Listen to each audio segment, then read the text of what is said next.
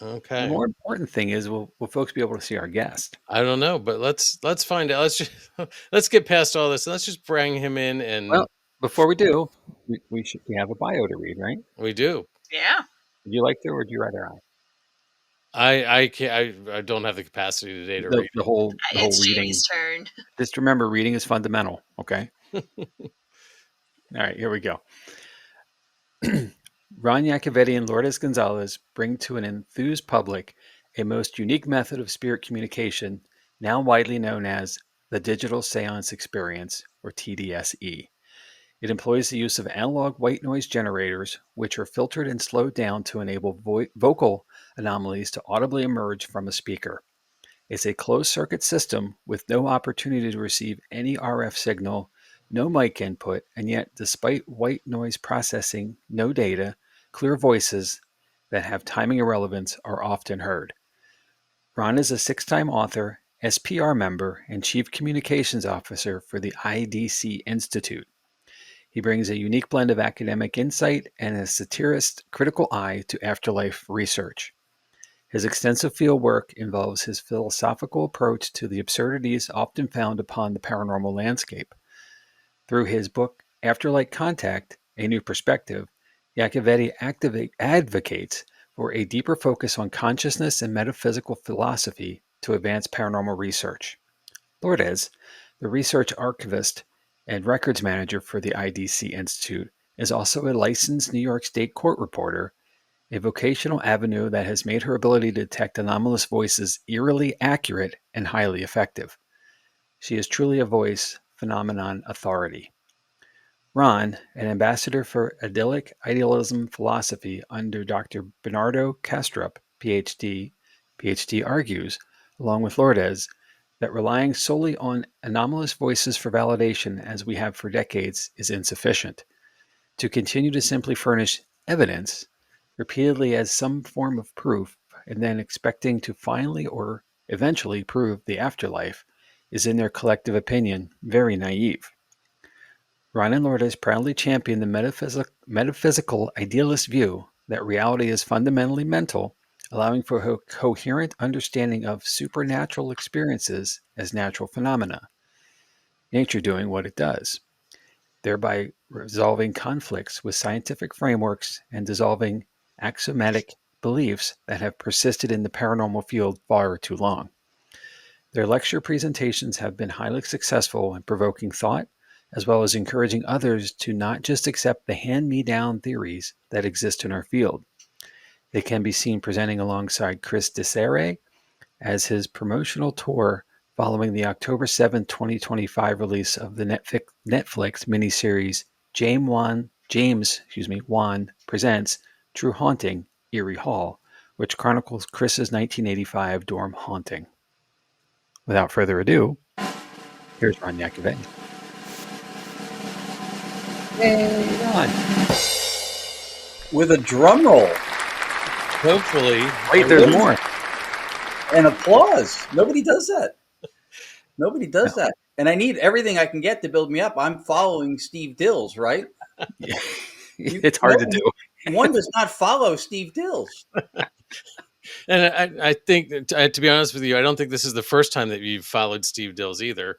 No, I probably didn't know. Ignorance was bliss, I guess. Yep. So, Well, He's awesome. Fantastic investigator, superhuman being, funny as hell. mhm. He's extremely entertaining. So yeah, it's a challenge to rise up to, but I'll try. So I'll do what I can. you got this. We have faith. speaking of the devil, here he is. Yeah. Kind of Steve weird. says, "Hey, I met that guy before." He's right. See? Kind of weird, but in a sexy way. Well, All right. one thing we didn't mention about Steve is he's very humble. So, Yeah. Oh yeah. Lourdes calls him sexy mama and he accepts it willingly. So nice to see everybody. Nice to meet everybody. Brady Bunch flashback. Yeah, indeed. And there's Thanks, Chris Bert. Cesare, who from the and everybody's going with the sexy thing. This might help me at some point. So So he's the one who was the Netflix special that came out in October, True Haunting Erie Hall. Also, one of the most phenomenal human beings in this field. If you don't know him, you're missing out. And his presence in the field is very unique because he's probably the only person of note that is widely known from something, especially TV oriented, that isn't hunting ghosts. He isn't doing research.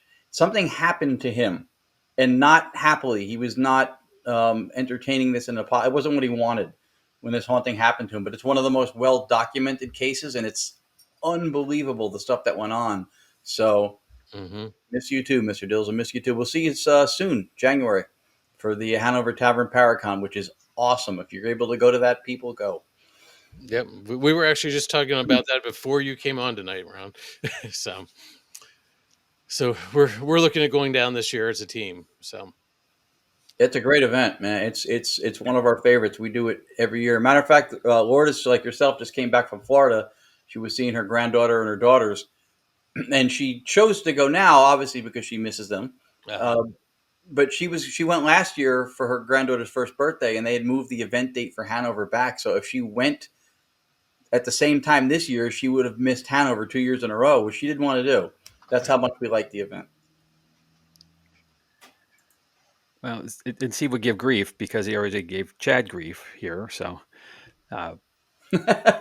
interesting, huh? How it is. Sorry. You know how parents don't pick their favorite kids, right? Yeah, that's right. Dills is my favorite kid. No, actually, Steve, Jamie told me not to show up last week because I was on vacation and I wasn't allowed to. So Yeah. I did actually. I tried to give him the break he needed there.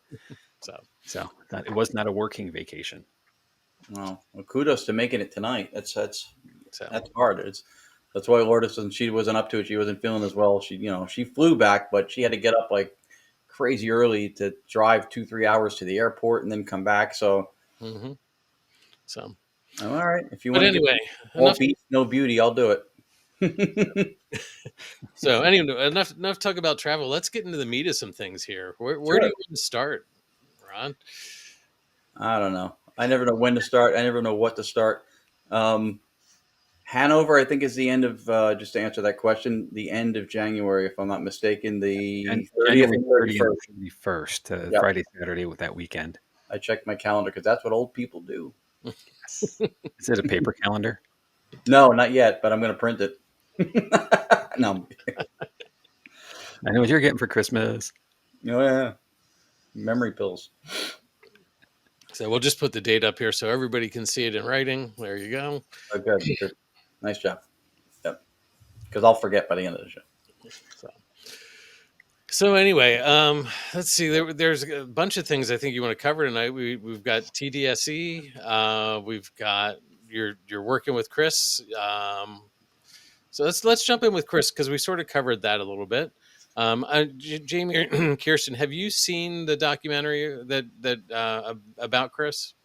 I have not yet. It's on my list. Yep. So I have teenagers in the house, so I don't get to watch the television. So, but if I ever do, it is on the list. See, the plus side, right, is for me. I have a 5-month-old. She just watches what I watch. So, nice. See, you got to start young. Is your point? Okay. It is a very interesting documentary. It is very deep.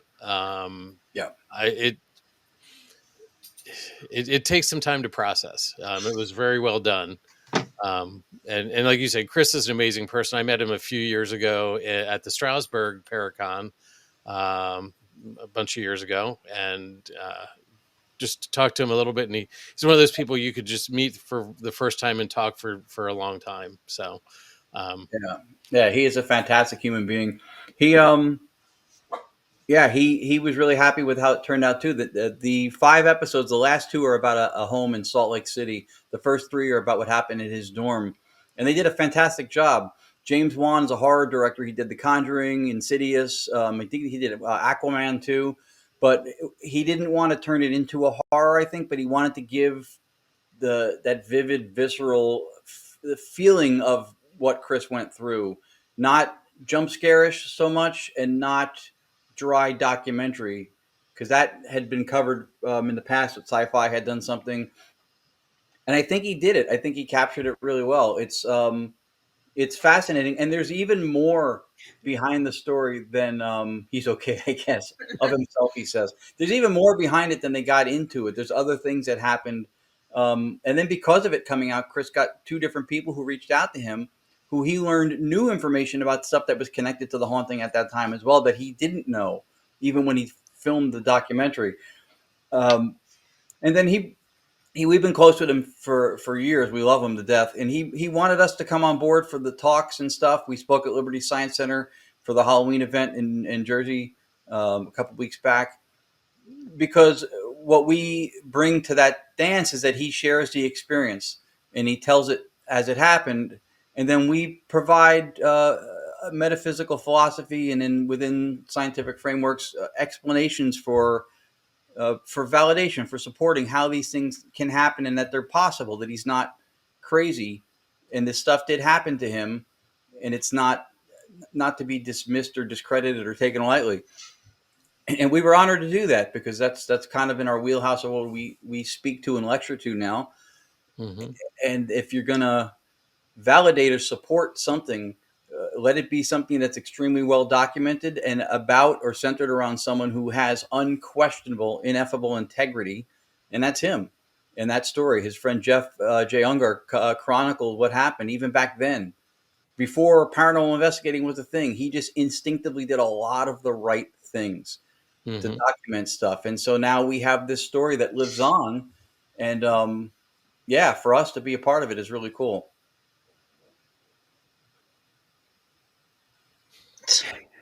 Chris Hemsworth played all the He would have. The guy in the thing that played him, um, his name is Wyatt. He's phenomenal. I mean, he captured Chris's mannerisms, the way he speaks. He really did a great job at capturing the essence and some of the behavioral little nuances that Chris has. It was really good. The casting was done well.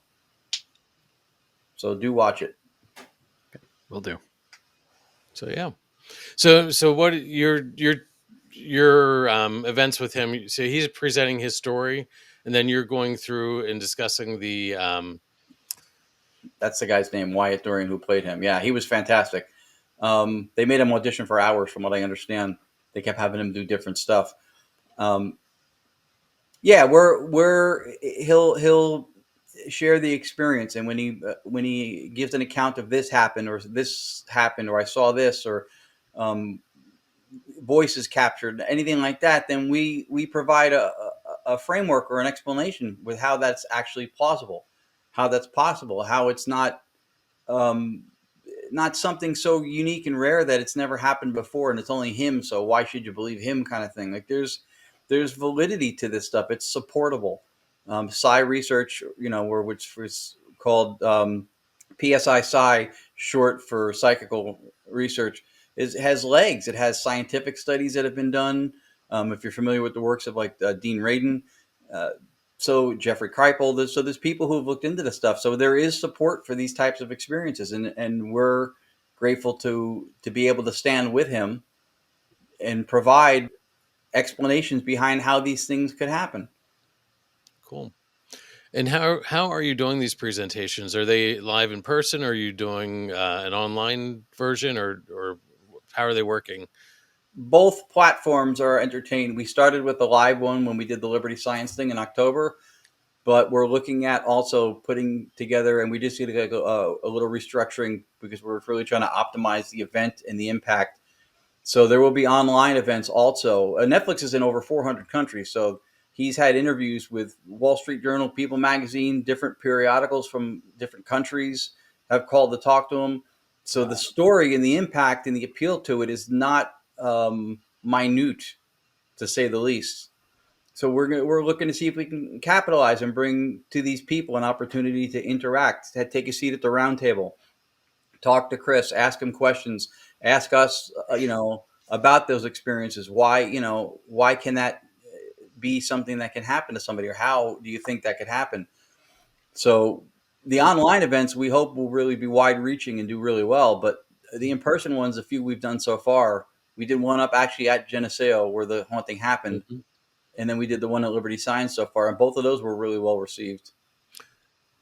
Are you getting people who have had experiences of their own, or are you getting people who are interested in the research, or a combination of both? Combination of all that. Yeah, there was actually one young lady in the audience at the Liberty Science event in Jersey who was in. She had been in or stayed in that very same dorm that Chris was in at Geneseo when he went to school. Huh. So, and that was, she didn't even know, I think we were there doing the event until she saw it promoted. So, very kind of him. Well, that's cool. He is genuinely a good person. Like I try to go through life and I try to be kind. I try to be considerate. I've featured other people in ITC and friends and their own work in every one of my books. I have spotlighted or highlighted somebody other than myself. So I've always tried to live that way and be part of the community and give to it and not just try to milk it.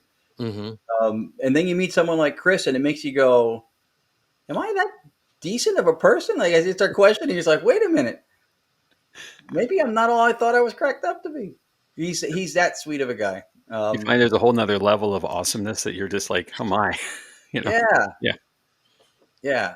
He's a good person. He's like I said, he's very unique. He's not somebody who was hunting the ghosts. This stuff happened upon him. Yeah, And then there's this. yeah, that's true. So, That's true. This is a work release program. it always comes out in the end. So, Ooh, here's an interesting thought. Dills, yeah. I don't think the word kidnap should be applied here. I don't think so. That makes us all accomplices in some way. Or Like, complicit. legally, Yeah. that's not okay. Welcome to the 4-person Dills alibi. We won't be the first time you've needed 4 people for an alibi, My man. or nor the last. So, yeah, man, this I try to do what I can in the field. I've spotlighted, like I said, other people in every opportunity. I'll name people on podcasts, not like name dropping like celebrity names, but people that I admire Mm-hmm. or I enjoy working with. This is something I was kind of proud of. If you know, James Anito's book just came out, so he asked me to write the foreword for that, and I did, and that was, I thought, a tremendous honor because he's a very, very intelligent guy.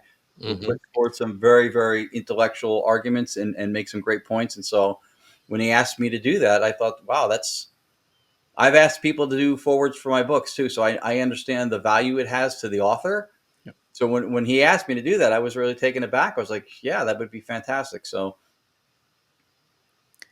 I agree with that 100%. And actually, I picked up James's book as well. And wow, fantastic! If no one's seen it yet, I do recommend it.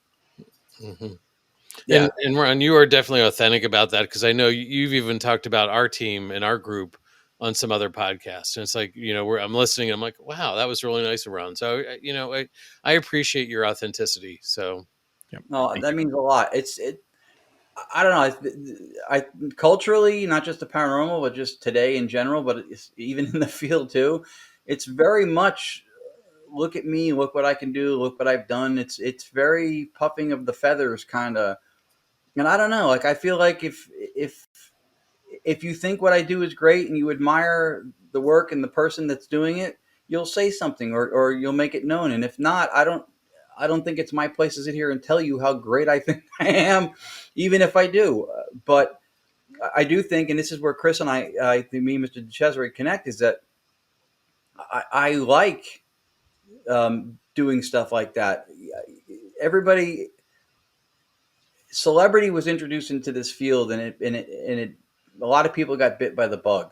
And there's nothing wrong with being known or revered for what you do, but like I know in my past when I worked in entertainment, I would not want to be advertised on a poster or an event or anything in the infancy of what I was doing because I had a sense of what excellence was seeing other entertainers, and I went, I might be as good as that, not yet, but Right. the potential could be there. So I had an audition situation when I was younger doing I did stand up. That's where the satirists come from, and I got a chance to do a big audition for industry people, and I waited till right before the opportunity was going to expire.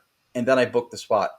I could have done it right away, which everybody else on that showcase did. But I was like, if I push this as far as they'll let me do it, that's how much better I'll be.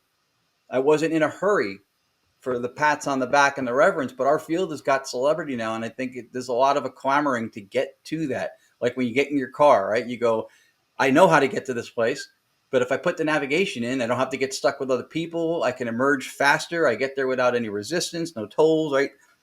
And that's how we approach the field now. It's like, how do I get to the top without any resistance? What's the shortest way to get there? And then to me, it's, it feels empty. Like I wouldn't want to be there until I felt like I put the work in, because there are people who do put the work in. And when they do, that's who you're putting yourself up there with. And I would never speak to somebody's aptitude, but you can't shortcut the experience. I think, to get to that point, to earn a place up there. So and if I can, through what you called being genuine or authentic, if I can provide awareness of other people by mentioning them on shows or in other opportunities when I'm in front of an audience, I'll do it. I'll always do it. That's the thing. So I worked in, if this gives support for this, I know it's slightly off topic.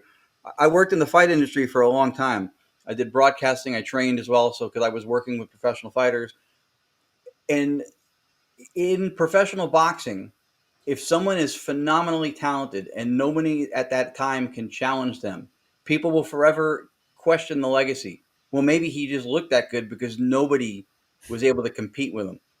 But when they existed at a time when excellence was embodied by a few different people, even if they didn't all face each other, then their excellence had real shelf life, real value, because they weren't the only shining star in a dark sky. They were one of, in an era where excellence showed up more than one time.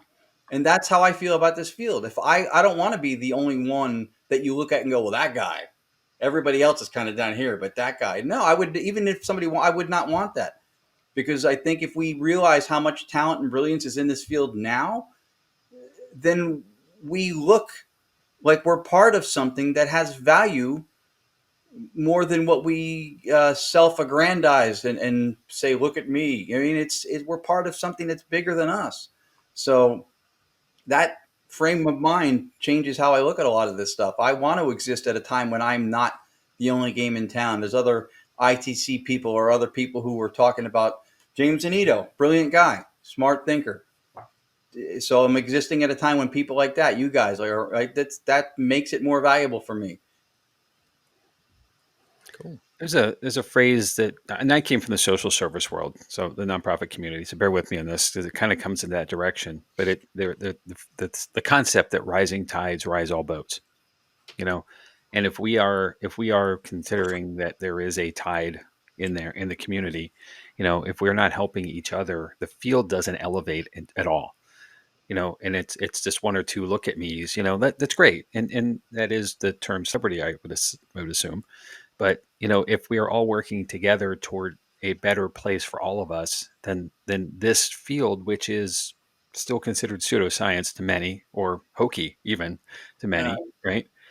We can start to become something more, all of us together, and it takes all of us to do that.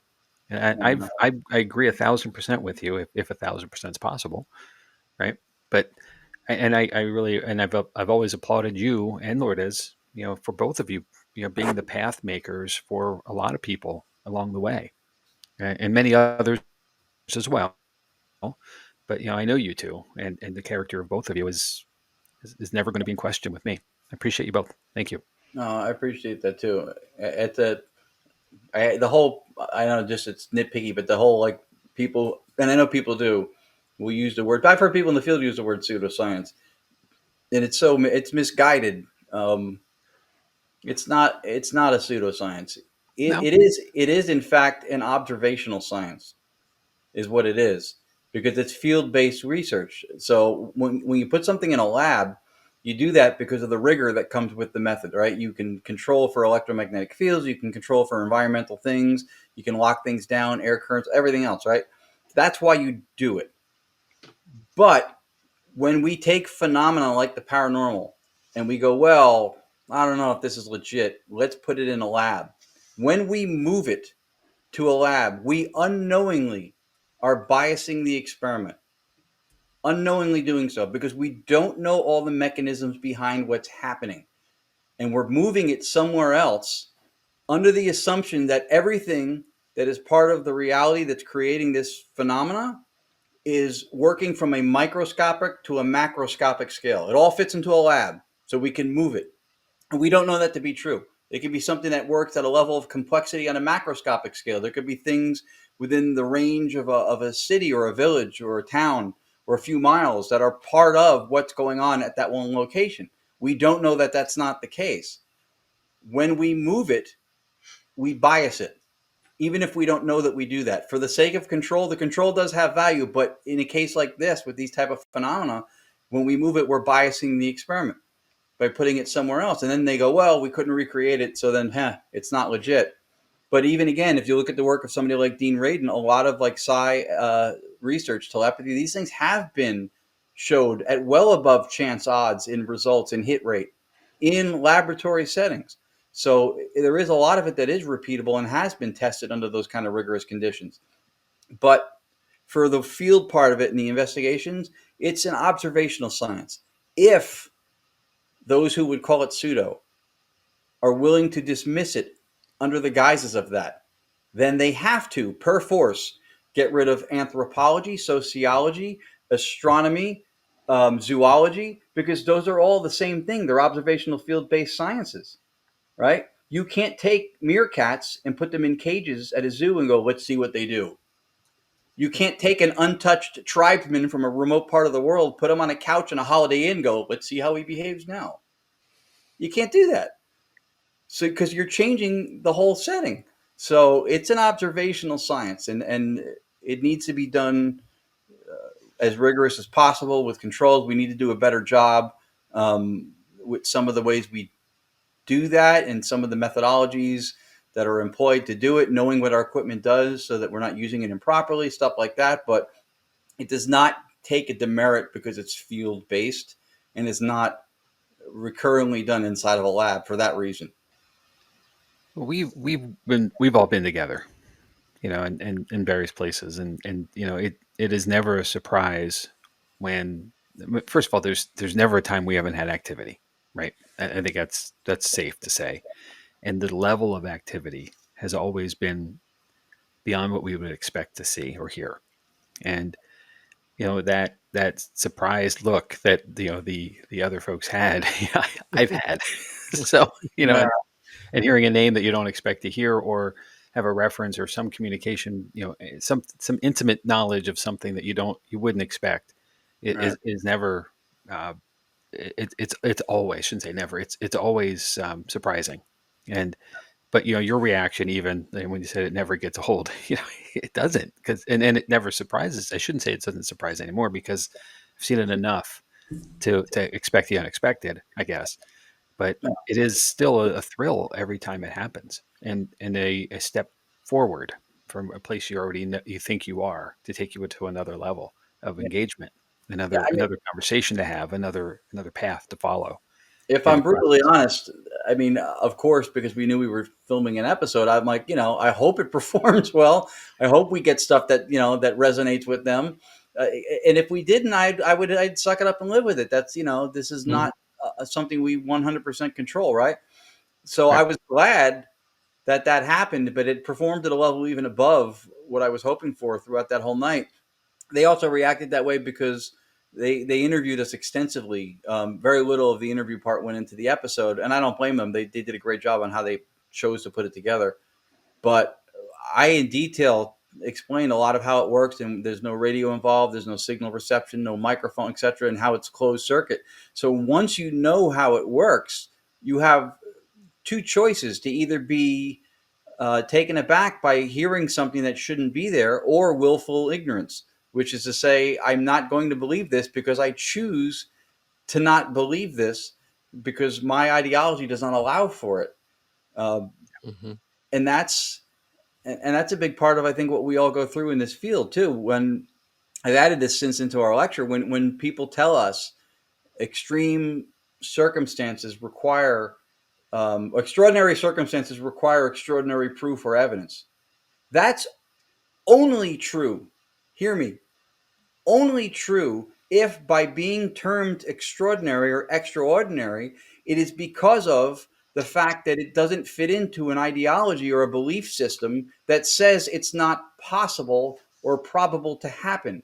Then it's extraordinary, and then it needs some kind of, magic ticket of proof or evidence to be allowed to be considered to be something that's reasonable, because of the belief system is there first, and then the experience is excluded based on not being possible or is possible.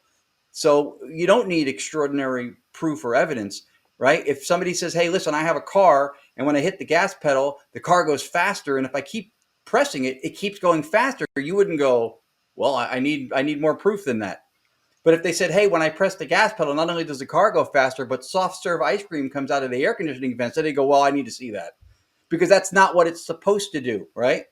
So when nature does what it does, and we understand in its totality what nature or reality can do or can be or is, and we know beyond our senses there are things that we can't see, can't hear, right? Can't smell, touch. So it's reasonable to extrapolate from that there's more out there than our five senses can take in. So it's not way out of bounds to say it needs an extraordinary thing. This is one of those things. Yep, when the Algonquin word came through, and they got the right word back when we were with them. I think that was in a room we commandeered at the Gettysburg Bash after hours, and then Steve and his team were in there, and they asked for that specific thing, and they got that word in this basically dead language, right? Right, So, but if we believe that everything's connected, which a lot of us do, then this makes complete sense. Like it doesn't matter where you are, or what what your location is. We're all this big network of communication, so right, we should be able to speak one language and get the same language back wherever we are, which I right. think is the really cool part of it. Yeah, and that's the idealist metaphysics, that reality is fundamentally mental, that consciousness is Mhm. the basis for reality, because that is the only pre-theoretical thing that we know, is that we're conscious, and everything we experience is through consciousness. So anything that tries to attempt to explain the emergence of consciousness from something physical like a brain or anything else like that is relying on the very tool that it needs to explain and think about and understand, to explain itself, right? It's like trying to weigh a scale by putting it on top of itself. It's now the instrument and the thing measured. So consciousness is the one foundation for that. So it completely makes sense that we are separate in a way, in as much as that we're dissociated from one another. We identify separately, but we're still holistically part of one thing. Science jives with that. Quantum physics jives with that. That's the very basis for how you would have something like entanglement. If you have individual marbles that are called particles, when you affect one of them by measuring it, and then it affects the outcome of the other one being measured, whether it's a mile away or millions of miles away, if those things are physical in and of themselves, then you have a problem trying to explain it. But Mhm. if those are just representative of what's out there, which is mental or abstract or concept, thought, consciousness, then you don't have two physical marbles that you can't explain how they're connecting. They're both representative of the one same thing. Like Dr. Castro gives a great example. If you had somebody, let's say from the 1700s, come to your house, and you're watching a championship soccer match, right? And you have two different networks, three different networks on. So you have three different TVs showing the same game. When the guy kicks the ball on the one TV, the same looking little guy on the other TV going in a different direction is doing the same thing. And on the third one, it's the same looking little guy doing the same thing. And all three of those things, seemingly independent, separate windows of perception, are all working in sync, because they're all representations of what's out there. But the game itself is somewhere else. That's how it's perceived. So if we look at reality that way, then there is one thing that is, and then we have representations of it that we perceive. And that's also what gels with science, that physical things, physicality is the result of observation and measurement. Prior to that, things don't have physical parameters that suddenly get revealed when we look at them. So they're physical in as much as that's how they're represented to us when we perceive them. So it makes sense. All of this stuff being interconnected makes sense. The telepathy stuff makes sense. if you go with the popular worldview that is often driven by atheist-minded materialists, so people think physical things have existence in and of themselves. So physicalism says that the only thing that exists is physical stuff.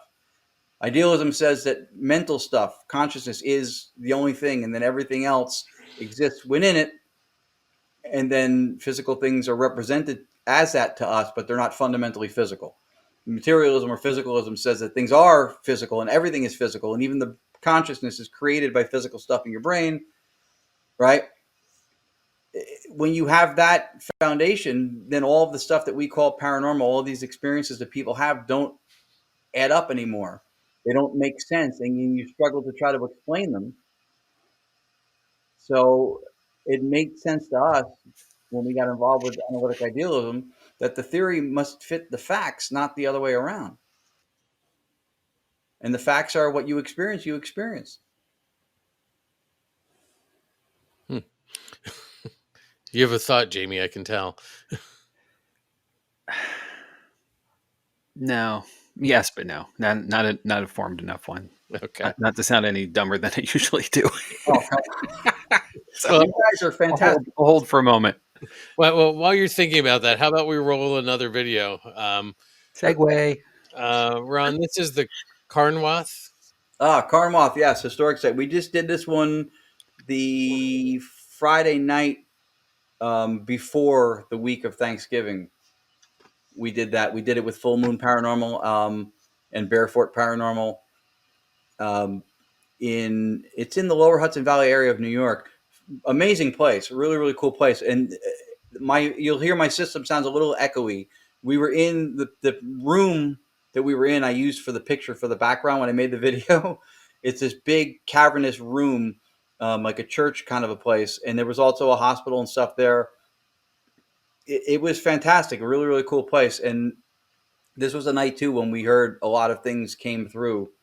And we were struggling sometimes to listen to it because sometimes the echo in the room was so overpowering. I actually gathered people closer together in more of a seance-y kind of circle to not have to put the volume on the speaker too loud, because of the louder it got, the more the sound was bouncing. Right. Okay. Well, let's roll it and see what we come up with.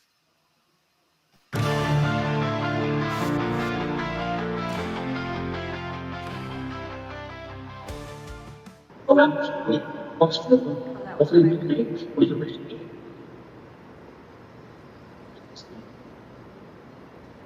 many spirits are in here with us?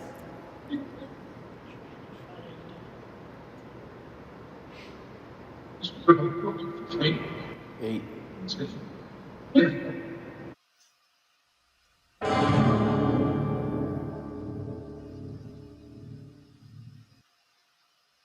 Was it one of the nuns that liked to sing?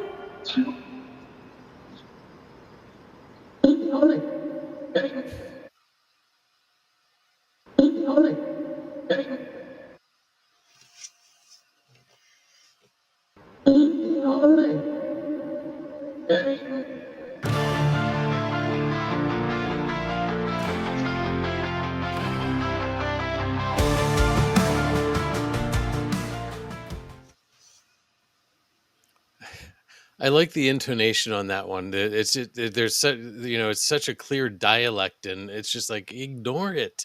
Like, Yeah, it was wild. If you notice too, this is something that I've worked hard for years. You don't hear almost anything between vocals. Those Cocos, Todd and Carmela of 222 Paranormal, awesome people. I like it because they're students of the game, and when you find the right mindset to be in this field, that part never stops. I am as much student as I am teacher or anything else. Always, always. I love that about them. Yeah, like if you notice, like between vocalizations, it's pretty much dead quiet. You don't hear the white noise at all. That took some time. That took some work, but I prefer it that way. When you look at it, go, is it on? Because you don't even hear anything. But that's how I want it, because I want the voices to stand out and not mix. Could there be lower voices sometimes that maybe I'm losing some? Perhaps. yeah, but you're not you're not fighting listening through the noise, because that got exhausting. Yeah, You know what I mean? Like you're trying to fight through it and listen, and it's like now you don't have to do that. So kudos. bingo. It's great the way it's I working. appreciate it. Yeah, I felt the same way. It's easier if they come out of silence than if they're coming out of a lot of rumbling or chattery kind of a sound. So I think that's why I like this so much. I mean, I struggle with the spirit box. There's so much noise, and I think I hear something, and I can never figure it out. But the 2 times I've gotten to see this live, I loved it because I could actually hear everything and see what's being, like, not see, but like hear what's being said. yeah, no, that's cool. I appreciate that. Yeah, we when we bring it out, we tell people it's not about us. We do it at home for us if we want to play around, or but we bring it out, we do it for other people. And we just had 3 years in a row at the Jersey Para Unity Expo. We had a gentleman come in the room who was, his wife dragged him there. Kind of, he was fairly skeptical, and he was a recently retired police officer, and he left the room in tears because he heard stuff come through that was very personal and proprietary between him and his grandparents. So he believed he was talking to his grandparents. Now, obviously, proving beyond the shadow of a doubt who he was talking to or it was his grandparents is as a tall order. But I don't think we need to do that. We certainly didn't know him before he walked in. He heard stuff that was personal between him and them, and it moved him from a high level of skepticism to an emotional presence in a room full of strangers. And that's why we bring this out. That's why we like to do it. We feel like we're able to do this as in service to other people, and that's why, like, we'll promote stuff that we do. We'll share stuff that we're doing, especially if somebody is kind enough to book us. Like you guys put me on the show tonight. I'll tell people because it's in support of the collective endeavor, and it's out of appreciation for being asked to do something. But I try really hard to not ever be coming from a position that's like, hey, see this guy? See what he's doing? Ever. Because I don't think that's why I'm able to do this. I don't think that's why I'm able to do this. I think I'm in service to other people that this can help give them that moment. Mm-hmm. And that experience was real for him. So somebody could tell him, well, you don't know what your grandparents, and maybe you're thinking that, and they can come up with all this. You were primed for this. And you know what? That's okay too. It doesn't Yeah. matter. Right. The same way that every time medications and stuff come out, they have to clear a certain level because of placebo and the effectiveness of it, right? So if he's having a positive mental experience through this and it's compelling enough to him to move him, and that's what I provided for him, good. Right. Um, It's not about how we get to where we're getting to. It's getting to that point, right? And if this got him to that point, I think that's all that takes. That's the Yeah. important thing. Yeah. I love hearing about that experience because, I mean, what was it, 3 years ago we did Red Mill when I first kind of got to see this whole thing happen. I mean, I kind of got to have my own experience there too. Mm-hmm. Because I was listening to the others ask questions and everything, and I heard a voice that came through, and I recognized the voice. I heard "Where's Kirsten?" and I heard my mom's voice. So I thought that was super cool and interesting, and that's gotten me really interested in what you guys do. Mm-hmm. Oh, that's awesome. Yeah, there's and to answer Todd's question, because you just brought up an event we did. Yeah, pretty consistently now, like with that last clip from Carnwath, with the ignore it and stuff, that's pretty consistently what it sounds like. I've got to the point that if it does get a little chattery, I know exactly what to do to kind of dial it down a little bit. But it has gotten consistently quiet other than the emergence of voices.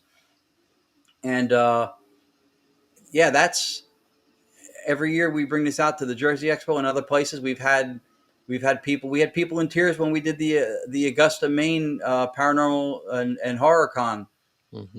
in August. Same thing. It's it's so rewarding to be able to do that, and it does remove the charlatanism aspect of it, because I don't know who's showing up. I didn't even know that gentleman's name when he came in the room. I didn't know he was a retired police officer. I didn't know that he recently retired. Like a lot of stuff that he got, stuff between his grandparents, I have no way to know that. And even if people go, well, you can Google things. You can't Google everything, for one. And for two, for me to have Googled it, I would have had to have known it ahead of time, which I didn't. And then on top of that, and this is what makes this stuff so much more impactful than even something with a spirit box, there's no radio or any input. It's closed circuit generators running through an interface and then coming through the software that filters it. So even if I wanted to make it say something, I can't. It's designed to not. The engineering of the system is designed to keep outside interference other than something that would, per classic physics, defy it. Yeah. So again, the two positions are, holy shit, I just heard a voice or a response, or I didn't hear anything out of willful ignorance. And sometimes some are clearer than others, but some people would never admit to having heard something, even if they had. And that's okay. That's okay. I don't need a consensus to tell me that I just heard a voice say Jamie or Chad when you asked who am I. If I heard it, could I have been mistaken? Sure. But if I could be mistaken in hearing that based on things like audio pareidolia, then how do I know when you introduced yourself and you said, hi, I'm Jamie, that wasn't audio pareidolia? What if your name is Fred and I heard Jamie, right? So Right. you can take these ideas of debunkery and you can extend them beyond the circumstances that they're being applied, like a Band-Aid on a wound, right? Mm-hmm. You kind of fix this little moment if you want to try to discredit something. But then once you adhere to that mentality, that theory, then you have to take it to the full extent. And that's where sometimes these things fall apart. Yeah. Well, before we get too far off this, I want to remind Todd of the clarity we got on an answer way back in January at the Ritz Theater when asked if orbs were spirits or just dust, and the answer was dust. So Jamie, Yeah. you're never going to let him live that down, are never you? going to let it go, ever. That was a fun night. And that was also, to steal my favorite phrase of yours, timing and relevance as well. And that's something that's slightly overlooked in a lot of this so far, is how this is happening, in the sense of we're connecting and getting direct responses to requests. And I'm sorry, Todd's right there again. Lies. He's funny. So wait, you're saying spirits lie, Todd? So what? Yeah. And he has a dead bell there, which proves it. Oh, goodness. I appreciate you mentioning that too, because it's, again, I'm not, look at me, pat myself, but Lourdes has pointed it out a bunch of times to me also, that I hear so many people saying, and most of the time, but this is why I love you guys, because you guys are straight shooters.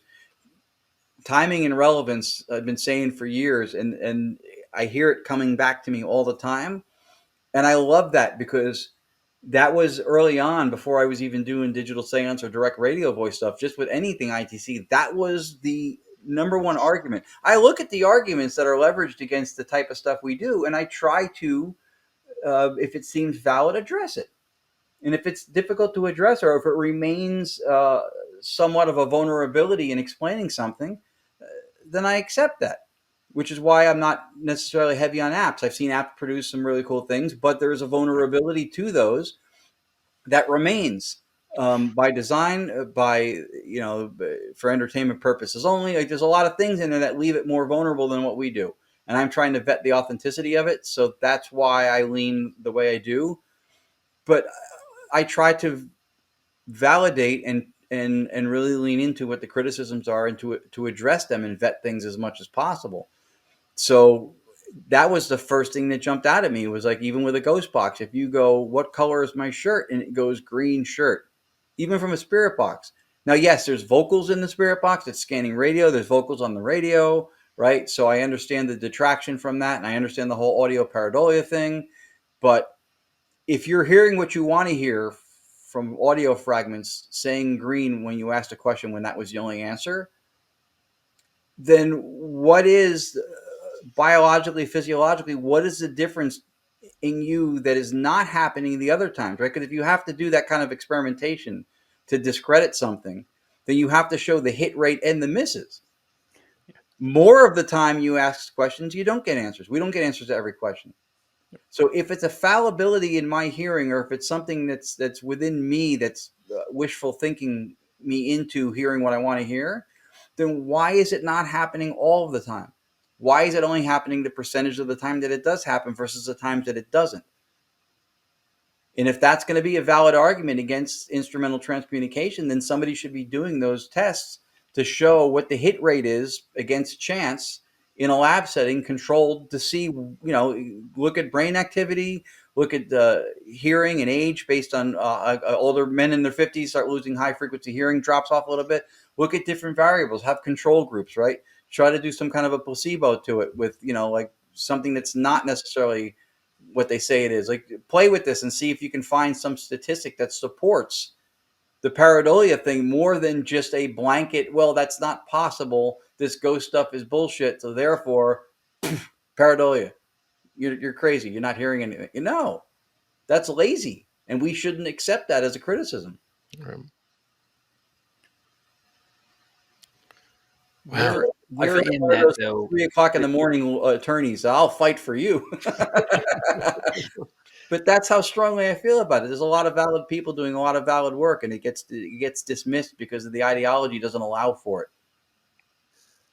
It's Let me ridiculous. let me let me ask you this, or I'm going to say this, and let me ask you the question. So when we have public events, one of the key things that I say to the group before we even launch out is that this is not an on-demand thing, you know. Hmm. And I make the comment every time, and I'm sure the team is tired of hearing me say it, but no one's going to walk out of the wall and introduce themselves. But if they do, come get me, like, 'cause it'll be a first. One day And it'll happen. it might, and I'm waiting, right? But the reason I say that is, at least in my opinion, is that we are programmed by the programming that we see on television and in medium, all the various mediums, of something happening every episode you watch. Hmm. And we are therefore believe that there should be something happening every time we participate. And you know I wanted to talk to Steve Dills about this last week. What he's done programming, and what's it really like? Because how many times do you go out to a location while you're out on location doing a shoot or whatever the timing is?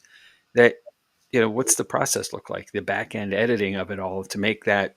Hmm. And I've been asked this of Daryl Marston. We've had him here, and we know him from Ghost Hunters. So weeks at times on set on location, and 43 minutes of airtime show up on that program night, and 40 of it is the setup, the actual showing of them investigating, but the last three, always at the end, is what they captured or what they can claim they captured, Hmm. and it's something that's presented to the public, and that's your hook. That's to get you back, right? Hmm. So we, though, in the field, get there one night at a time, and for a few hours at that. And therefore, and we have a privilege, I think, that we can go to the same place on a regular basis, at Booby's Brewery for us as our home, and we've Hmm. been doing that there for years. So we have a large level of familiarity with the space and what we believe is there based on our repetition. And the thing, though, is it's never the same twice. Hmm. And the guest doesn't know that, of course, unless they've been back a time or two or 10. And there's been a few who have come regularly. But the expectation is what you've seen, what's been presented to you. And in that, I think it falls back to a lot of things that we've said already. But where does that leave us when it comes to the doubter? Then when it doesn't happen, that looks like they're right, more so than it's just they haven't had enough exposure to the experience. Yeah, I mean, if this helps, let me give a comment first. Your team, Jotniks, and the events you do at places like Boobies is top notch. The way you guys organize the event, the way you treat the people who come, because you can't promise paranormal activity, but you can promise at least a good interaction and experience with the team at the location, touring, showing them the place, explaining stuff that had happened if they want to know history and stuff. You guys do a fantastic job at doing that. That's your responsibility to the public when you're selling them a ticket, and you guys do it as good as anybody. So Thank you. let me say that up front, and that's important, because that's our public facing image. as a community. Um, the other thing is, I think how we frame things is so important, right? The TV shows and the stuff that you see that happens. What that should tell people is, if they want to take everything as actual happenings, experiences, not hoax, not staged, what that should tell people is that these things are possible, right? Not that they're guaranteed, that these things are possible. Is it reasonable to infer that there's activity happening around us all the time? Absolutely. Do we experience it all the time? Not always. Sometimes more than others, some people more than others. Again, this goes back to the idea when I mentioned about moving the haunting to a laboratory. There's a lot of things behind this mechanistically, how it happens, that we don't know all the answers to. So I don't think that does anything to arm the doubter, only in as much as that the experienced investigator doesn't know how to counter that, how to speak to that should they need to. Because I think it's naive to think that. It's, every time you come to my house, there I am breathing. So when you're not there, am I not breathing? Right? So it doesn't mean just because you're not there to experience it that it's not happening. And sometimes you can be there and not know that something's happening. Maybe we're not experiencing it all. The things that we pick up through our senses are what's salient for survival. Right? And even when Chad was mentioning earlier that the holistic sense that we're all connected, we're all part of one thing. That's true, right? At least we believe that to be the case. Now we're dissociated, we identify separately because it has salient and relevant points to it for survival. If we're part of one thing and don't identify separately, then when I'm hungry, I don't know what mouth to bring the fork to. And then I die. If I don't identify separately from the jaguar that's about to pounce on me and rip my throat out, it does so. Because I don't know to look at that as something separate than myself and then run or hide or defend myself. So there's reasons for survival that we can sense and do the things that we can do. Ghosts and spirit activity, or whatever you want to call this stuff, is not salient to our survival. It's outside of our normal sensory input. It doesn't mean it's not there. We don't sense infrared. We don't sense infrasound. Yet we know those things exist. Mm-hmm. And that's just on what's measurable, detectable, and quantifiable. Then there's endogenous or experiential states, that things that emerge from within us, like hunger. You can't show me, you go, I'm hungry. I don't believe you. Show me. You can't. You can't show me your hunger. Right? You go, well, you could hear my stomach grumbling, or you could see like on an MRI. That's not your hunger. That's what it looks like through instrumentation. That's not the hunger. The same way fire is not combustion. It's what it looks like from a second person perspective. There's combustion that has no fire. So this is why we push the idea of the metaphysics and the philosophy stuff, because the framework is everything. I'm not saying that we know. What I'm saying is that people have these experiences and it allows for them. People are aware of regularities in nature we call laws, scientific laws, and those things are to be respected, not ignored. And so we need to also have theories and ideas that don't conflict with that. So idealism for us is something that allows for the things we experience as a space for it. It makes sense. At the same time, it doesn't clash with ratified regularities in nature or laws of science, which is good. And it's skeptically parsimonious, meaning there's fewer steps in theory to explain what's going on. Like, you can explain an encounter that somebody has with an apparition or something. You don't need to invent portals to other realms and mirrors that hold spirits. You don't need all that, woo-woo stuff. Maybe it's true, but we can't support that. Well, we can support the experience. So that's why we like this. But the framework is everything. That's why we argue so strongly for the metaphysics and philosophy. Because this is what I've been saying now in lectures. When we keep going, here's another voice, here's another voice, here's another picture of an apparition, here's another video, here's another orb. And we keep throwing those things out there. We're taking the same 8-inch diameter ball and we're throwing it at the same 4-inch diameter hole, and we can't figure out why what we're putting out there isn't getting through. We have to inform and open up the framework where we're putting it. The people who are skeptical or non-experienced with it or don't understand it or doubtful of it or whatever. And what they're doing is they're starting from a belief system. They're starting from an ideology that doesn't allow for it. And right from there, you're starting in a negative position. They will prove it to me. No. And science doesn't even prove, math proves. Science leans into what's most probable. It's a great thing. Science is important. It's being invoked in the paranormal a lot today. I think in a lot of respects that's good, but people invoke it and then conflict with it almost instantaneously. They're looking at it like it's the only say so, the only word, the governing word, the last word. No, it's one of a few very important tools. Theology, spirituality, different versions of science. There isn't just physics, other versions of science. There's a lot of these things are all important tools. Right? You could always hammer in a nail with the butt end of a screwdriver, but wouldn't it be better to use the hammer? There's other tools depending on what you're talking about. We try to make everything fall under just the science of physics. I think that's a mistake. Science tells us what nature and reality does. It asks questions of nature through posing experiments, and then through outcomes we get answers. This is possible. This is not possible. Mm-hmm. This happens or doesn't happen this way. It doesn't tell us what nature or reality is. That's a philosophical argument. That's a metaphysics. And science should be metaphysically agnostic or neutral, meaning it doesn't matter what your religious beliefs are, what you think your reality is. It shouldn't matter. The experiment should yield a certain result or not. But science is performed by people. And if people have ideologies like physicalism that says that this stuff is bullshit and can't happen, then they have unexamined biases that are influencing the way they're either putting forth the work, what they're willing to entertain, or what they're willing to speak to. And that's where the problem is. So we can keep throwing voices and recordings at them all day long.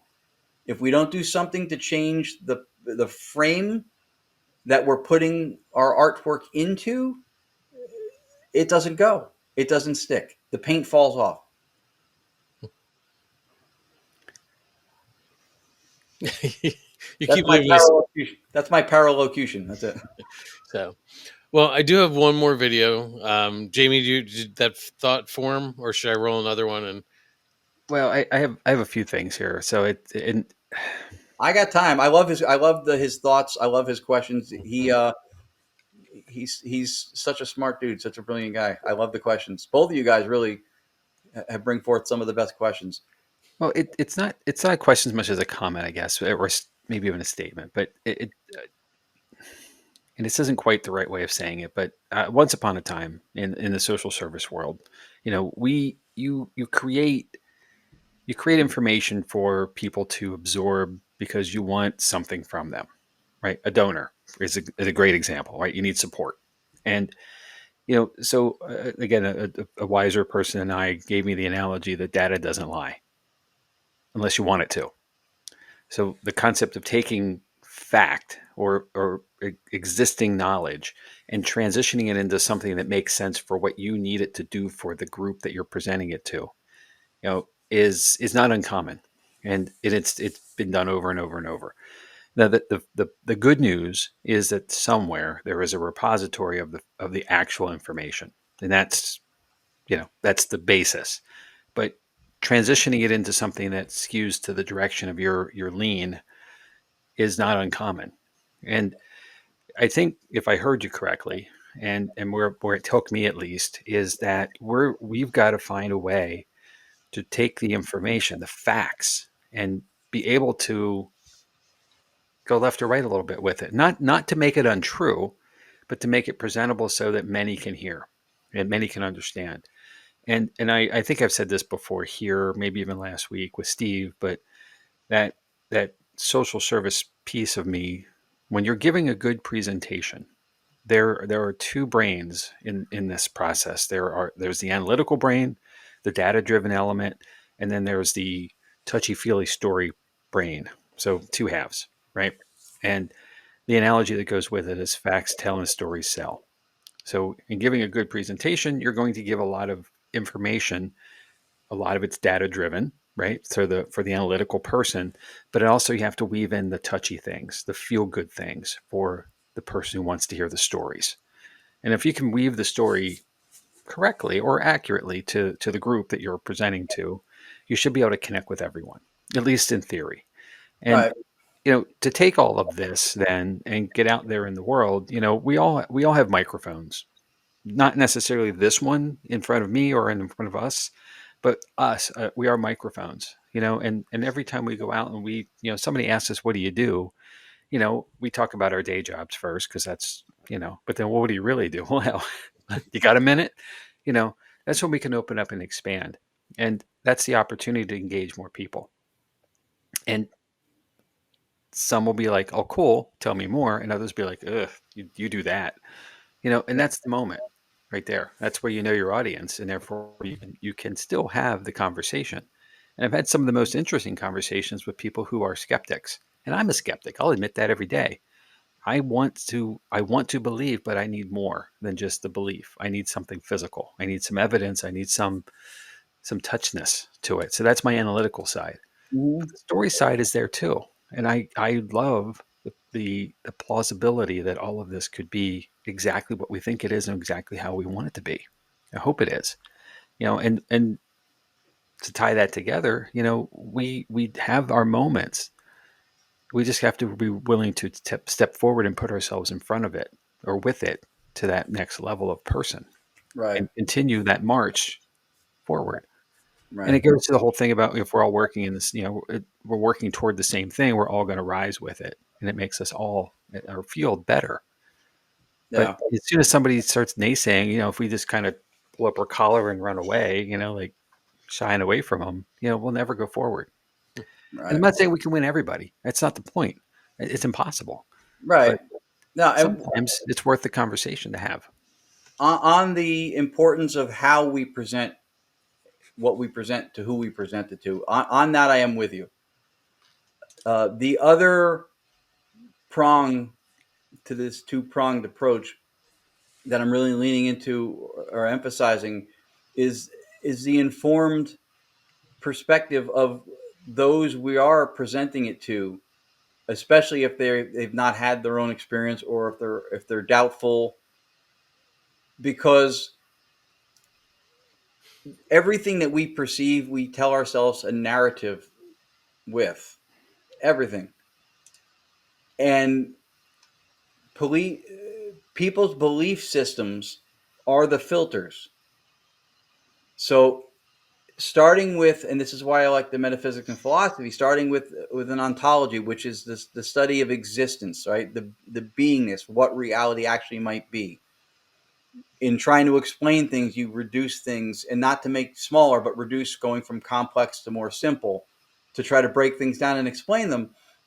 And so at some point you have to have a reduction base, a point when you stop and go, all right, well, this is my ground floor. And for us, we look at that, well, consciousness is the one thing that in order to explain it, you need it. You have to use it to explain it. Again, it's like putting a scale on itself to weigh it, right? It's both the tool and the instrument and the thing measured at the same time. So people's beliefs are where they start.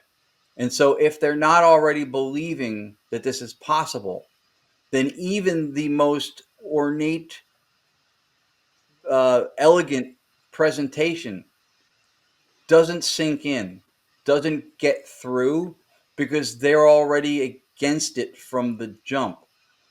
Through education, through examples, perhaps, where you can show a different worldview, because the metaphysical position is the ground floor, I think, right?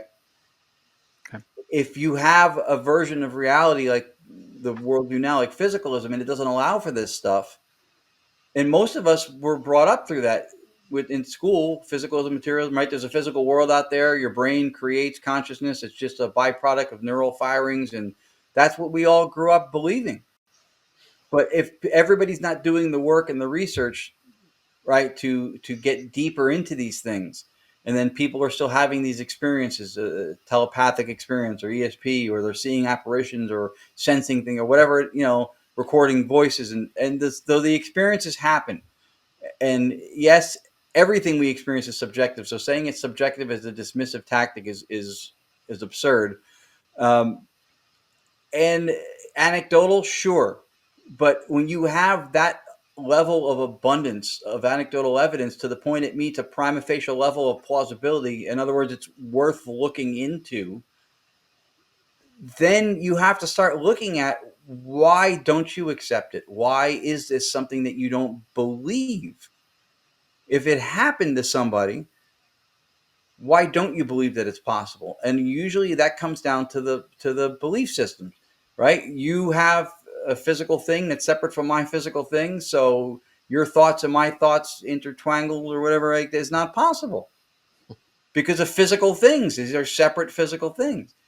But if nothing is physical fundamentally, with a different metaphysical position, like, say, idealism, then you have things that are only represented as physical, but they're fundamentally mental.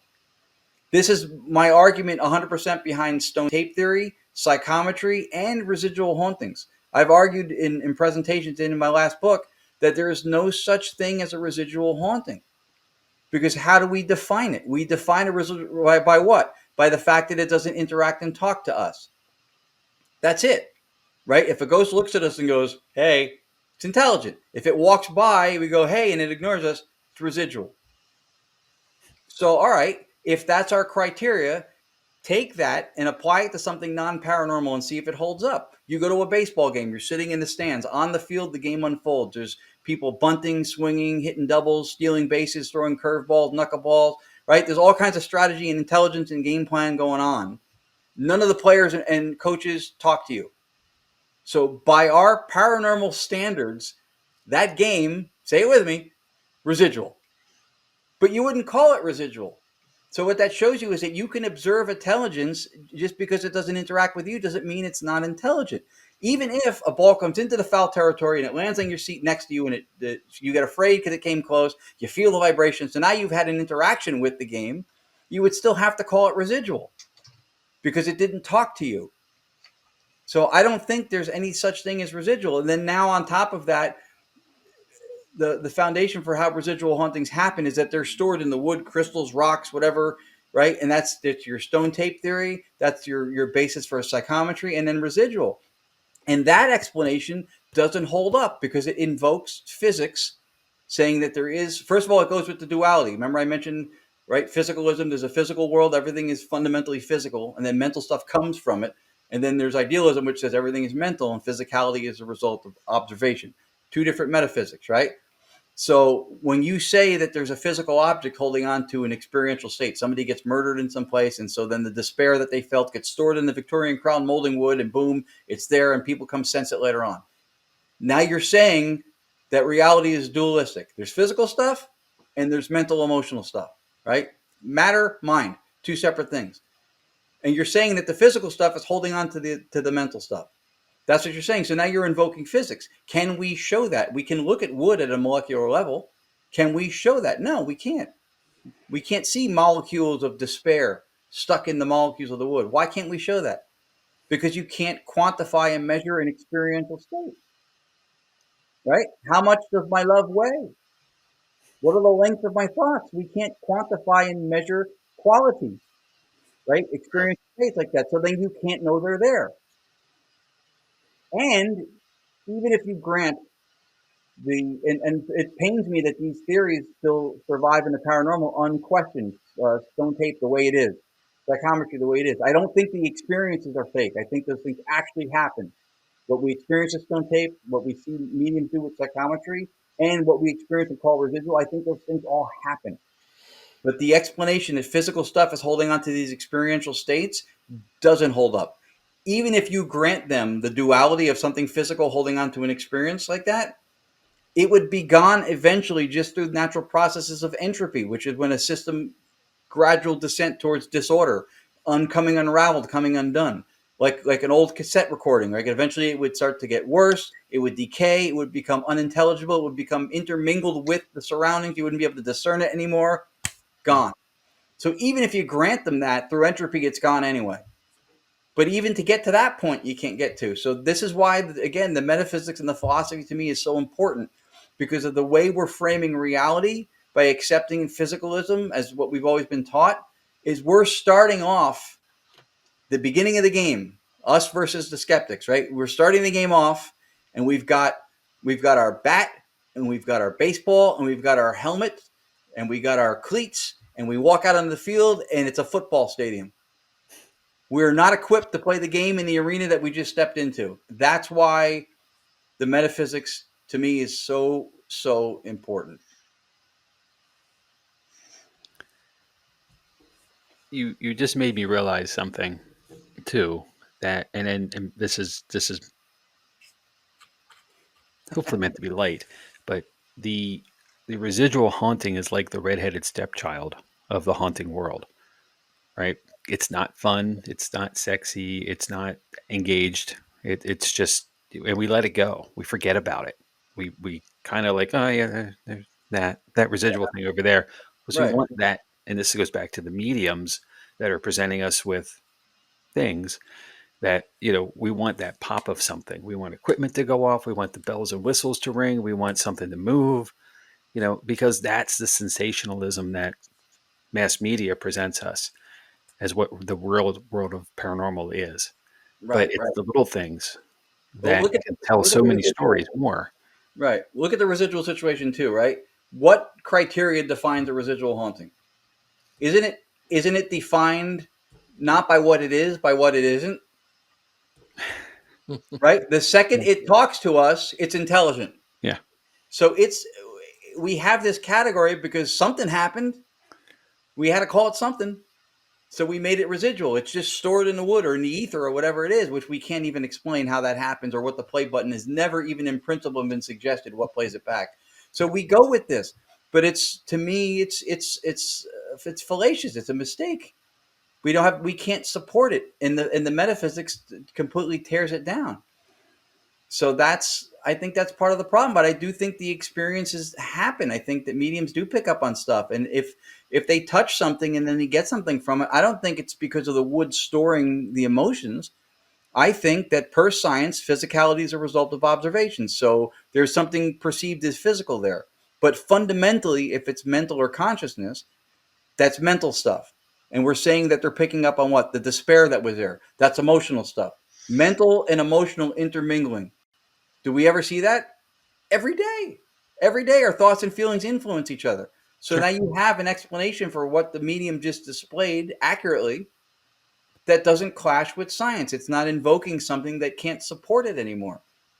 That's why to me again, it's so important. Residual exists as a category because we needed to call something that didn't talk to us. There's no criteria that makes it residual. Like if this happens, even if it talks to you, it's not intelligent. No, it just has to not talk to you. Boom, residual. So basically, you're saying it's a teenager. Yeah. Okay. And I don't think it's any less impressive too. I just think it is what it is. It's an Right. experience that we see. If somebody experiences something, they see it. Yeah. But I mean, you can't talk to a residual haunting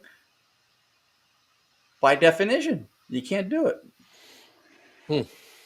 Well, in that sense, and my dog would be a residual haunting, right? I Yeah. talk to her all the time. She doesn't respond. She doesn't engage half the time, 3/4 of the time, unless the word walk or treat are said. So,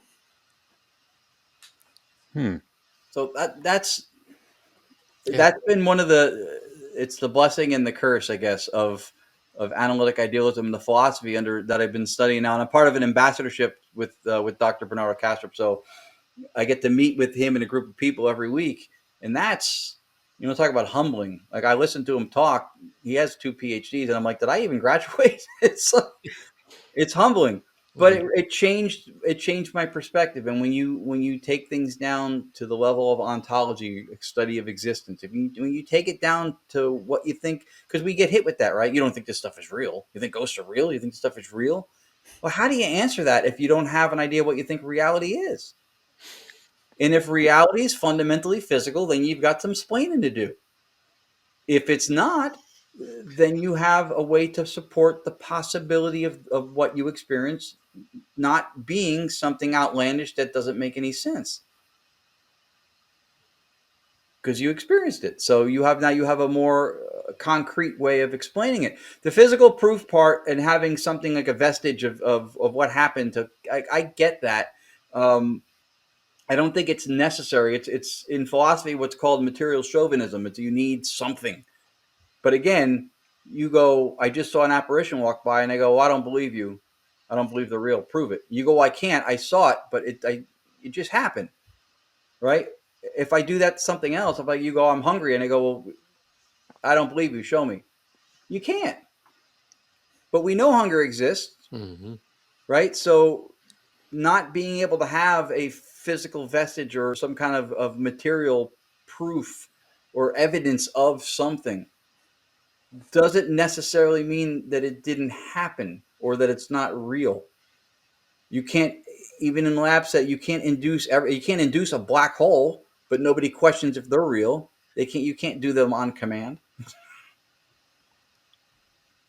So it's broadening the net, and when we do our talks and when we argue this stuff, it's not to say we figured it out. We haven't figured anything out, except that a lot of the ideas and theories and hypotheses that have been in the paranormal field for years that get passed down through a lot of the shows and stuff don't have any legs. Yeah. They don't have any legs. And if you watch or read works of people like Dean Radin, Bernardo Kastrup, Jeffrey Kripal, Owen Barfield, some of these people who are pushing the bounds and or high level academics and doing research into this stuff instead of dismissing it, you realize that there's a lot involved. And then you start taking a broader look at what's going on, and that metaphysics is not incense and candles and crystals. That's not what it is. It literally means that which stands behind the physics. It's what's behaving when science tells us what the behavior is.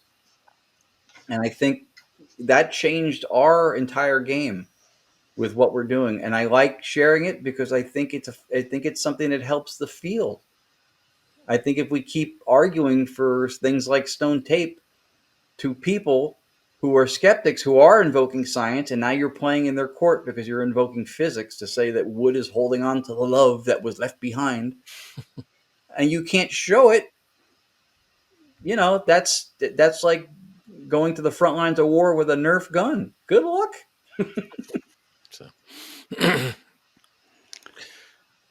well, I think that gives us a good point to transition to something. So I'm going to bring this slide up for you. You're awesome. I appreciate that. That is something that I was kicking an idea around for a while, and then finally a couple months ago I started in on doing it. It's 10 videos. Part 1 is 1 through 5. Part 2 is 6 through 10. And if you get all 6 of all 6 of them, so math is not my thing. If you get all 10 of them, then it comes like it's 20% off to get all 10. And it's a lot of the stuff that's centered around what I was talking about. It's metaphysics and paranormality. So it's coming from a position of analytic idealism, an idealist metaphysics that reality is fundamentally consciousness or subjectivity, and it gets into some of the things like what I talked about, stone tape. There's one of them that gets into a little bit about even some of the stuff with AI. I had seen there's a lot of stuff that get posted on social media that's under the guises of quote unquote science, putting forth stuff with AI that's just absurd. It's not even rational, and it gets kicked out there. So stuff like that. It's meant to provoke thought, and that's what I was kind of getting to with the other thing about. I'm not saying that we have figured it all out or anything out, but it's to provoke thought because in this field, a lot of the ideas that have been around for a long time, like the stone tape, they don't hold up. And if a chucklehead like me from New Jersey, with some reading and research over a few years can figure that shit out, you bet your ass that the academics and the people working at a higher level than my pedigree can figure that out too. So we're not advancing the field anywhere if we're not willing to look at and re-examine the things that we think and the things that we believe. And that may, listen, moving forward, that may discard everything I think. And maybe all the stuff that I'm putting forth is wrong. But it makes more sense than a lot of those things that we've been holding on to for a long time. And so I made this available. I made it really affordable for the course. And to be honest, I know some people have free courses out there. This service that hosts it, Cartridge, does a really good job. It's not free, so I made it so that it was affordable for people to buy it, but at the same time, it helps cover the cost, so I'm not coming out of pocket every month to keep it there. And I do also feel like if sometimes people perceive something when it's free as you get what you pay for. Mm-hmm.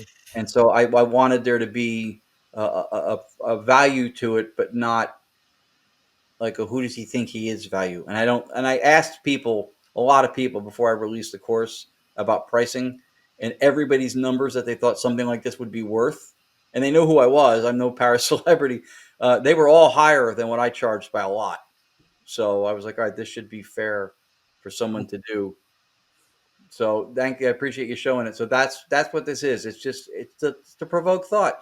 If from this you agree with some of it, all of it, none of it, but it makes you think, and then maybe you start realizing some ideas that make even more sense to you than what you heard me say, then I did my job. Then that's good.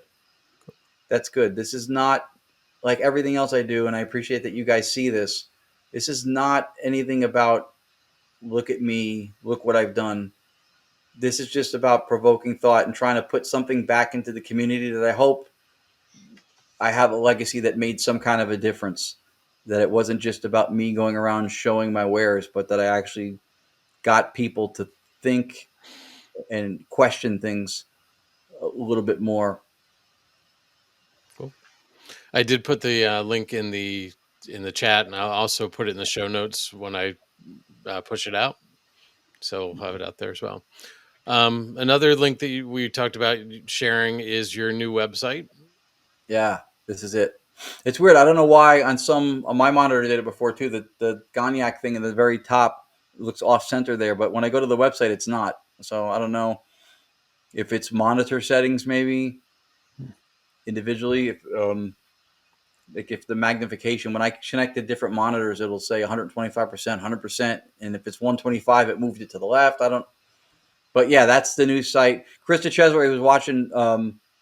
Came to some of our events recently, and he saw that we had not that long ago. You guys had seen a more tech looking, more futuristic with the logo and stuff.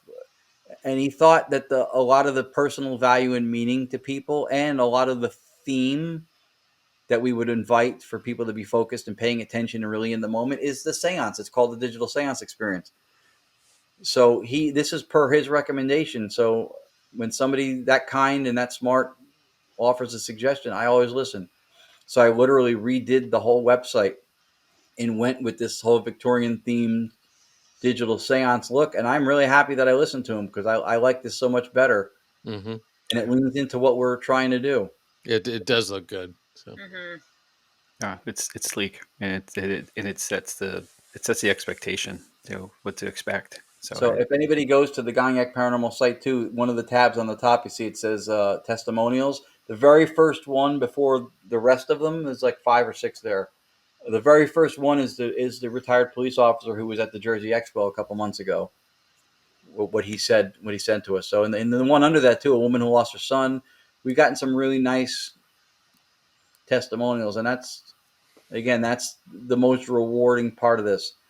If you get paid to go somewhere and do this, sure, that's cool. But that money comes and goes. It's not get rich money if we get paid to do an event.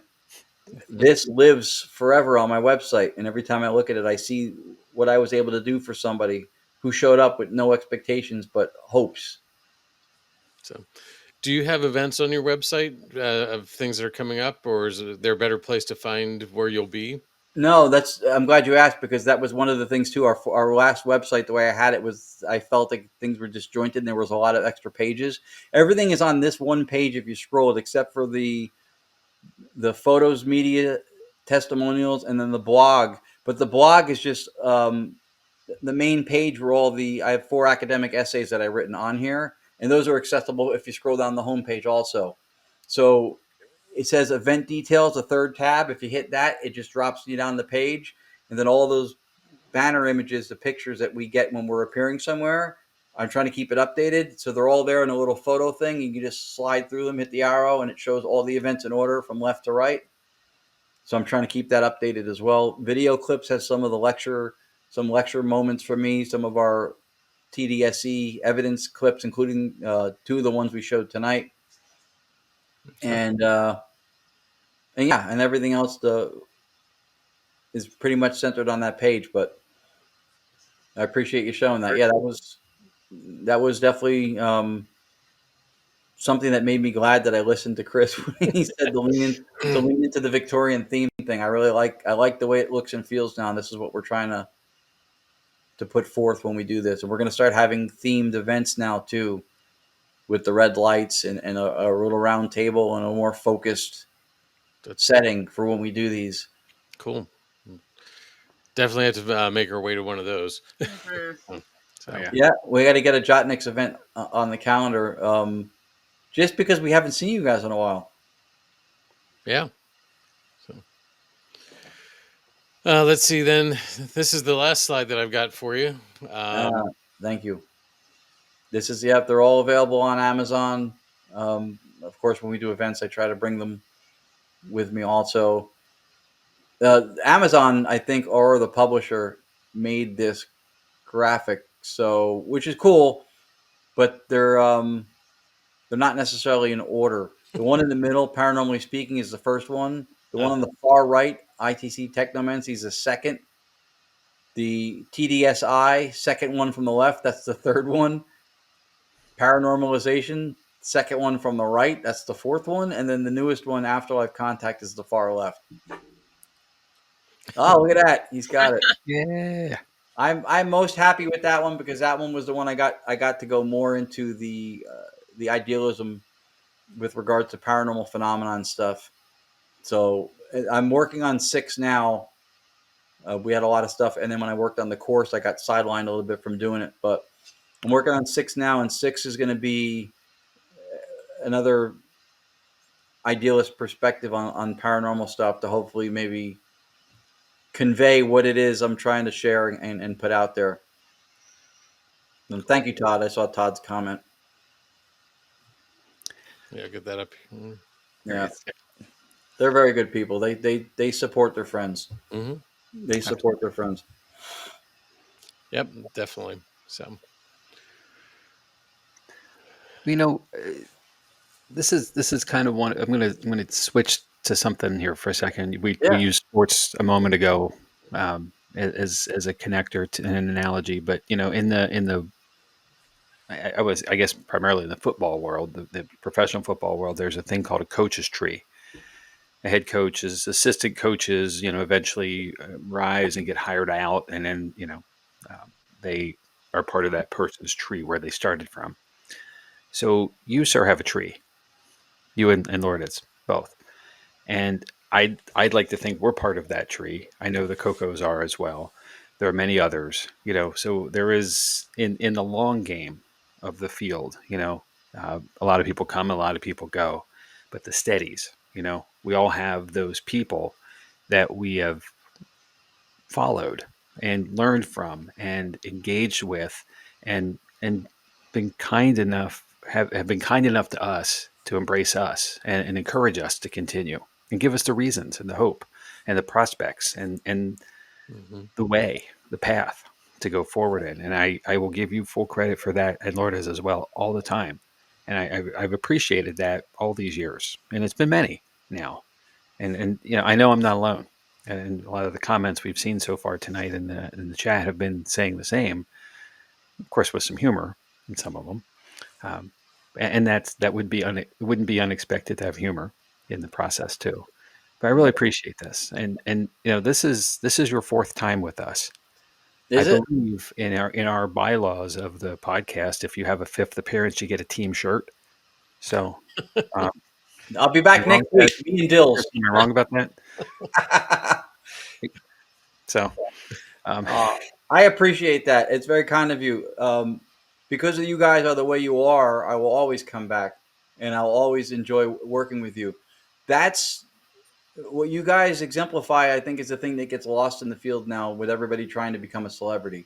It's mhm. it's the moments we share with each other that we're going to remember, not the blinky lights at the location. Even with the greatest of evidence, it's the moments we share with each other. Um, we've in the last year we've lost some friends. We've had some things happen. You know, I don't spend any time on it. I don't say anything bad about anybody.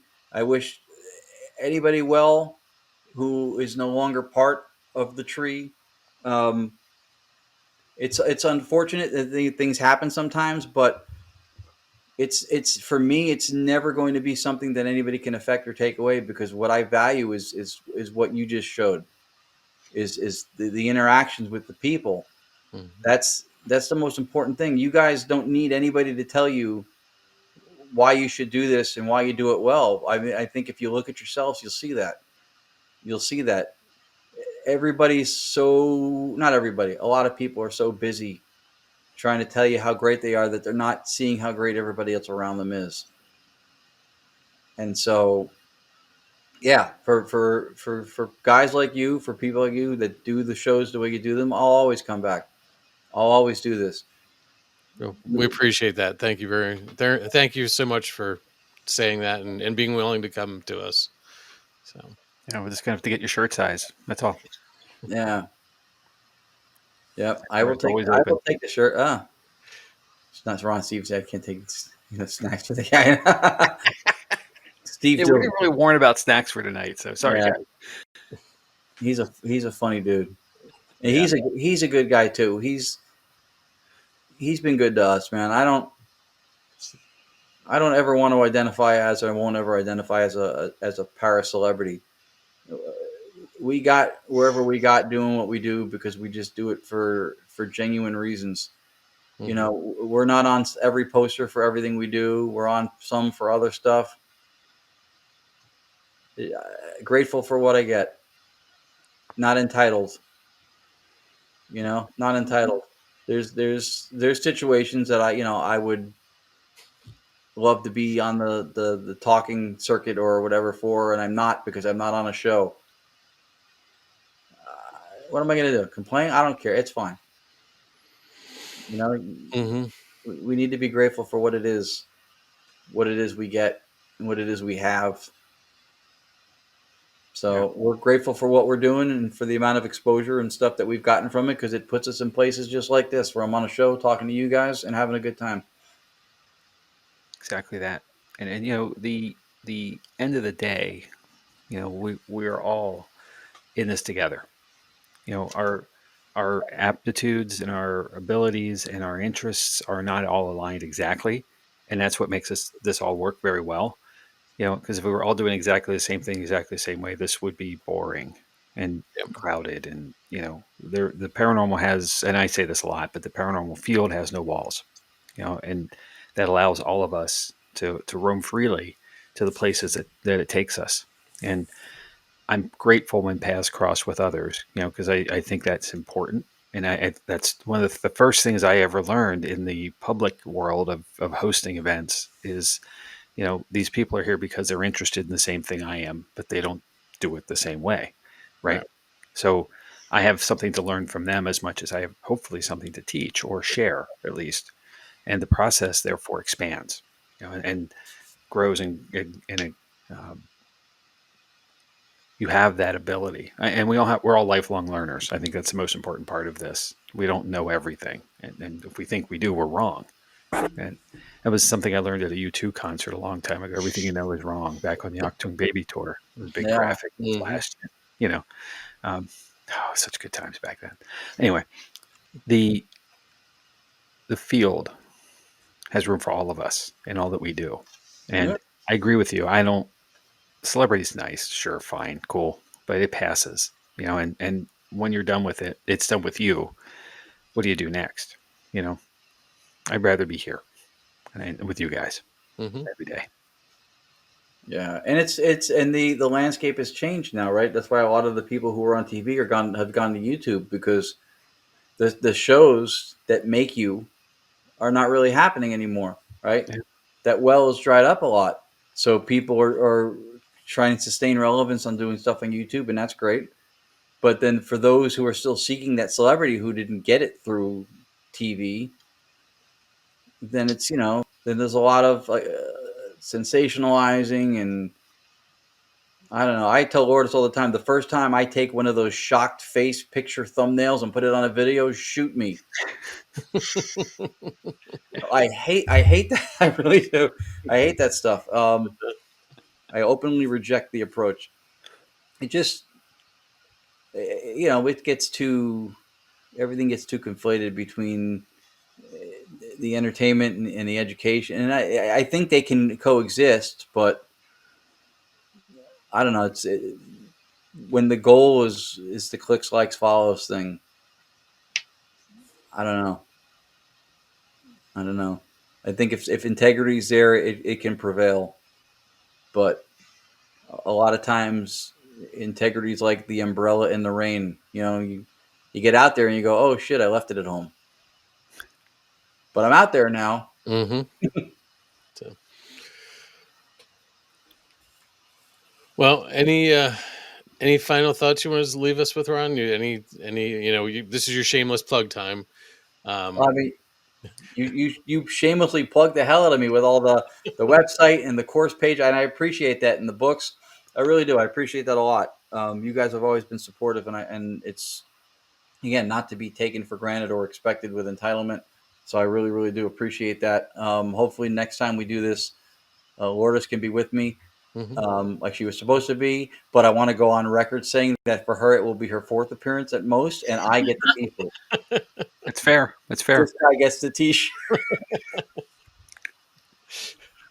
So that's it. I appreciate it. For the people watching your show, I hope they continue to do so. You guys have great guests on all the time. It's a nice show. You guys are deserving of the support. Well, thank you. Thank you. So, Thank you. all right. Well, if it's okay, we're gonna wrap things up. If you can hang out for a little bit, we'll see you on the other side. I will. Yeah. All right. I'll It's been step good back. business. Thank you all three. Thank all three of you again. Thank you very much for having me on. You bet. You guys are awesome.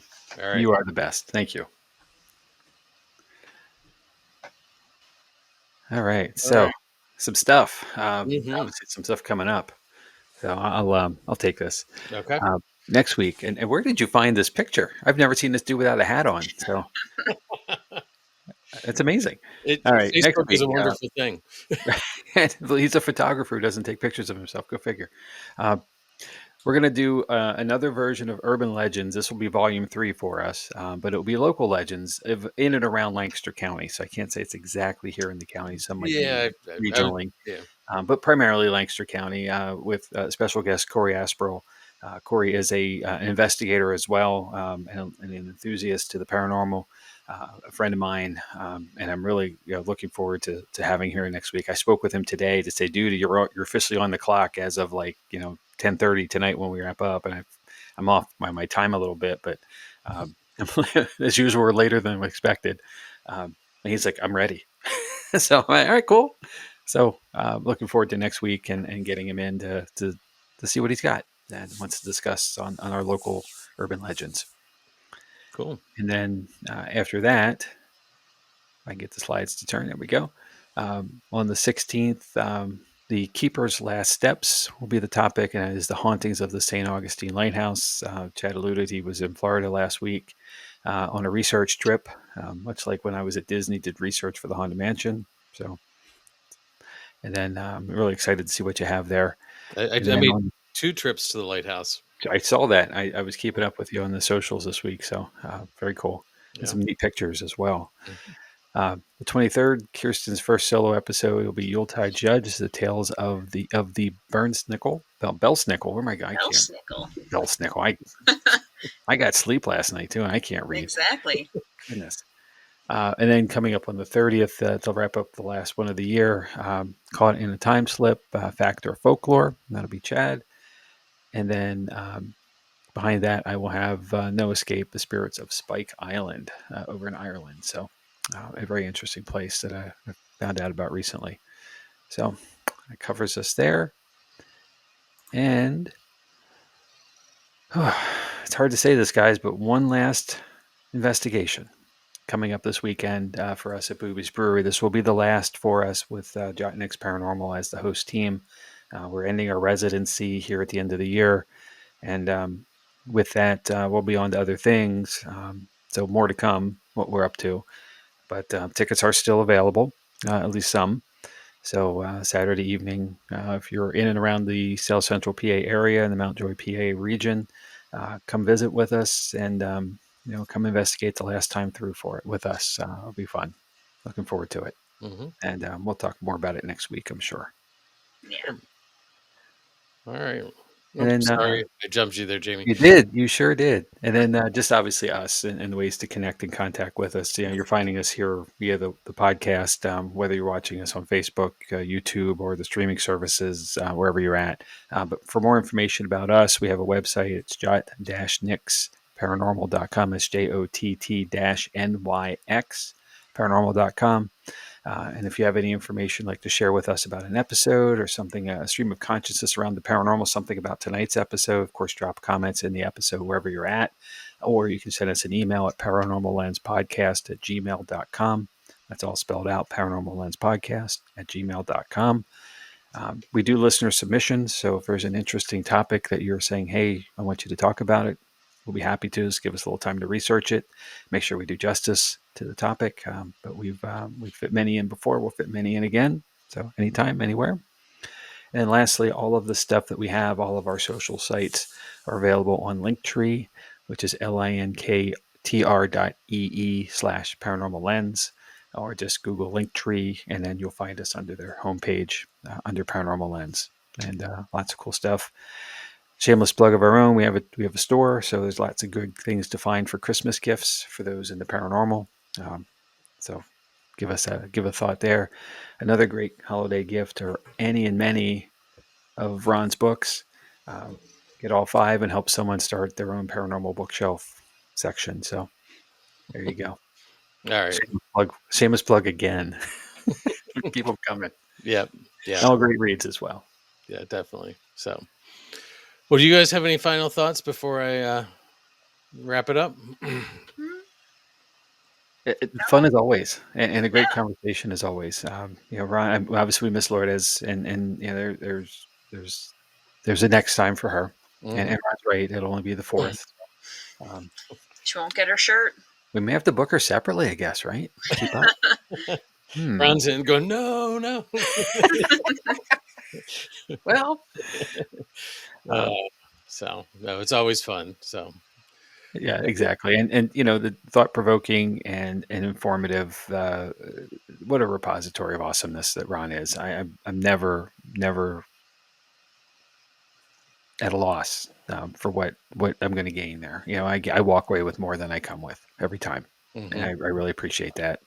And if you have a chance to get out somewhere and come across Ron and Lourdes and TDSE, it's time well spent. Please do. Yep. And I know they'll be at the Hanover Tavern coming up in the end of January down in Virginia. Great event. Get there if you can. We'll be there. That's the main reason you want to go, right, Jamie? It is really it's not the only, but it's a good one. Yeah. Very, very much looking forward to their part of Friday night, the first night. So yes. Yeah, cool. But anywhere along the way that you have them in your area or region or within a reasonable travel distance, it's time well spent. Mm-hmm. Please do. Cool. I agree. So, all right. Well, I'm going to throw this out there. Hopefully, I haven't butchered anything or misinterpreted it. So, if I did, I apologize to Ron up front. But let me throw this out there. Technology, intention, and the unknown collided with Ron and TDSE, revealing how metaphysics bridges the seen and the unseen, where timing adds relevance. Relevance creates meaning, and consciousness may be the true connection between worlds. Stay alert, stay respectful, and stay curious. Until next week, good night.